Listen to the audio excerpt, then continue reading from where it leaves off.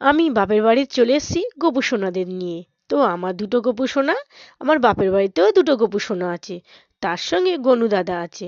সকলের পরপর চান হবে।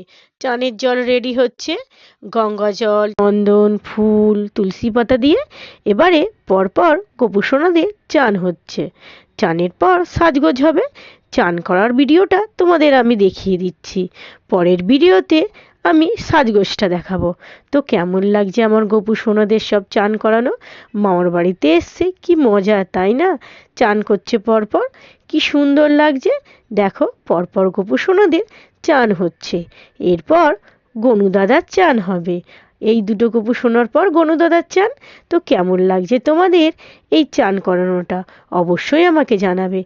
ভালো লাগলে চ্যানেলটা লাইক সাবস্ক্রাইব করে দেবে। গোপু সোনার চানও হয়ে গেল। পরের ভিডিওতে আমি তোমাদের সাজগোজ দেখাবো সকলের। তো আজকের মতন আমি রাখছি, টাটা।